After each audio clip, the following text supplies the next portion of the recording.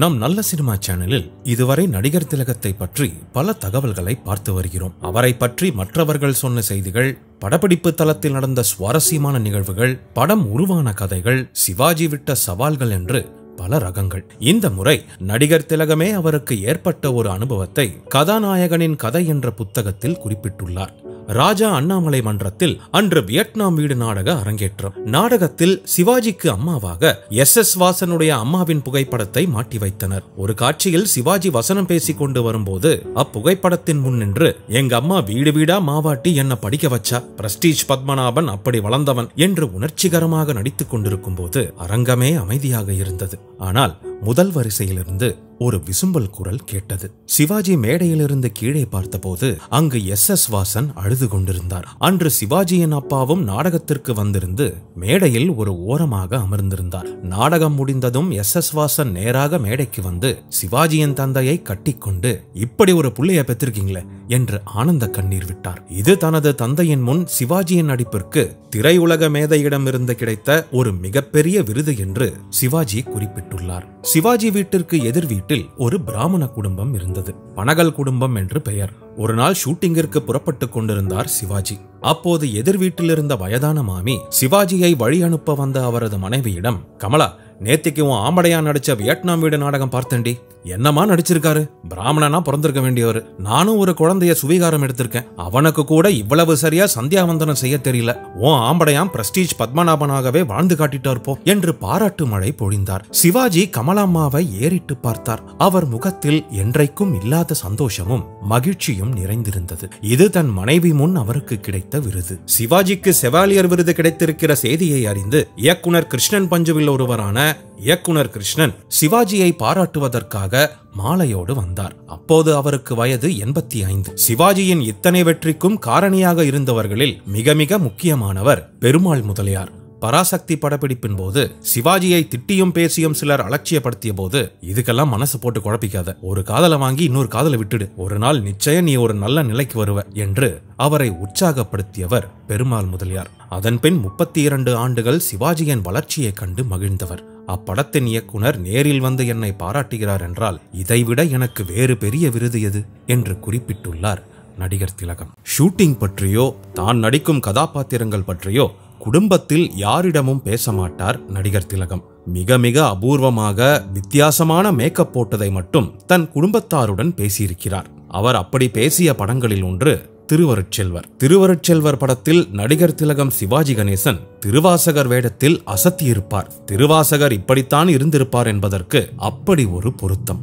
நடை, உடை, பாவனை என்று ஒரு நடமாடும் சிவபக்தனை நம் கண்முன் நிறுத்தினார் நடிகர் திலகம். இன்று வெளிநாட்டிலிருந்து ஒப்பனையாளர்களை வரவழைத்து ஒப்பனை போடுவது ஒரு வழக்கமாக உள்ளது. ஆனால் திருவாசகர் கதாபாத்திரத்திற்கு அந்த காலத்திலேயே நமது நாட்டு ஒப்பனையாளரை கொண்டு மிக பிரமாதமான முறையில் வடிவமைத்து காட்டினார் நடிகர் திலகம். திருவருட்செல்வர் இறுதி நாள் படப்பிடிப்பு முடிந்த பின்பு 280 படங்களுக்கு மேல் நடித்தவர், நூற்றுக்கணக்கான வேடங்களில் தோன்றியவர். ஆனால் அன்றென்னமோ என்றுமே அவருக்கு தோன்றாத ஒரு யோசனை வந்தது.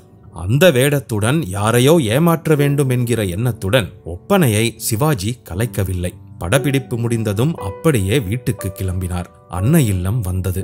காரை சற்று முன்னதாக நிறுத்திவிட்டு வாசல் வரை நடந்து சென்றார். தாயே, முதியவரின் நெகிழ்ந்த குரல் ஒலித்தது. குரலில் இருந்தது பசியின் அடையாளமோ என்னமோ. அன்னை ராஜாமணி அம்மையார் வாசலுக்கு வந்தார். அங்கே நின்று கொண்டிருப்பது அவர் மகன்தான் என்பது அவருக்கு அடையாளம் தெரியவில்லை. காவி உடையில் யாரோ ஒரு தேசாந்திரி வந்திருப்பதாக நினைத்து கொண்டார். தாயே, நான் சிவபக்தன், கைலாயநாதனை கும்பிடுறதுக்காக போயிட்டு இருக்கேன். வழியில என்ன கிடைக்குதோ அதை சாப்பிட்டுட்டு பயணத்தை நோக்கி போயிட்டு இருக்கேன். ஒரு வாய் சோறு கிடைக்குமா தாயே என்று கேட்டார் அந்த பெரியவர். குரலில் இருந்த குழைவு.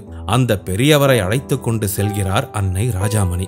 பெரியவருக்கு உணவு பரிமாறப்பட்டது. அவர் சாப்பிடுகிற தோரணை அன்னையாருக்கு சற்றே சந்தேகத்தை அளிக்க முகம் மாறுகிறது.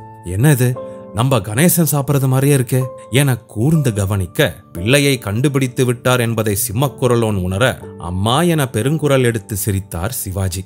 எத்தனையோ முகபாவங்களை காட்டுபவர் அம்மாவின் முகமாறுதலை பார்த்து சத்தம் போட்டு சிரித்தார். வந்திருப்பது தன்னுடைய பிள்ளையே என்கிற பிரமிப்பு பெற்றவருக்கு.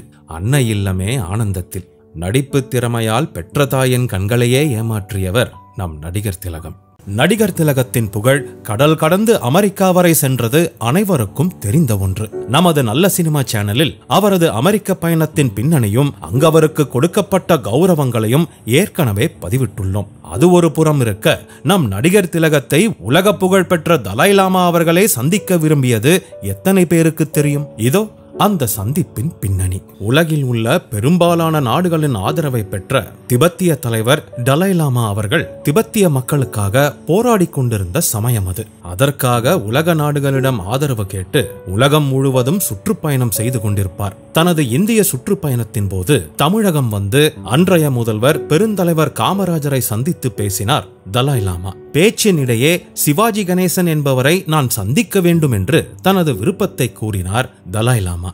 சிவாஜி திபெத்திய தூதரகம் வந்து திபெத்திய மக்களுக்கான தனது ஆதரவை வருகை பதிவேட்டில் பதிவிட்டுள்ளார். அதனால் அவருக்கு நான் நன்றி சொல்ல வேண்டும் என்றார் தலாய் லாமா. பெருந்தலைவர் காமராஜர் உடனே அதிகாரிகளிடம் சொல்லி சிவாஜி எங்கிருக்கிறார் என்று விசாரிக்க சொன்னார். அதிகாரிகளும் உடனடியாக சிவாஜியை பற்றி விசாரித்தனர். சிவாஜி அப்போது உத்தமபுத்திரன் படப்பிடிப்பில் வீனஸ் ஸ்டுடியோவில் இருப்பதாக சொன்னார்கள்.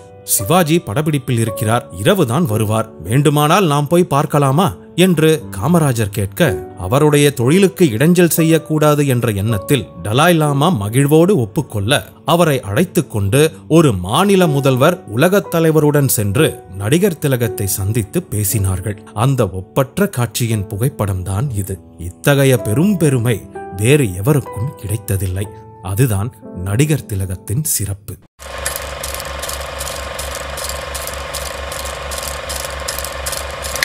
நல்ல சினிமா நேயர்களுக்கு வணக்கம். நீங்க எங்களுக்கு தொடர்ந்து கொடுத்துட்டு வர ஆதரவுக்கு நெஞ்சார்ந்த நன்றிகளை தெரிவித்துக் கொள்கிறோம். ஒரு சின்ன வேண்டுகோள், நல்ல சினிமா சேனலை இதுவரைக்கும் சப்ஸ்கிரைப் பண்ணாதவங்க கீழே இருக்கிற சப்ஸ்கிரைப் பட்டனை பிரஸ் பண்ணி உடனே சப்ஸ்கிரைப் பண்ணிடுங்க. அதோட அந்த பெல் ஐக்கனையும் கிளிக் பண்ணிடுங்க. நாங்க வெளியிடுற வீடியோஸ் எல்லாம் உடனுக்குடன் உங்களுக்கு தெரிய வர அது ஹெல்ப்ஃபுல்லா இருக்கும். நன்றி.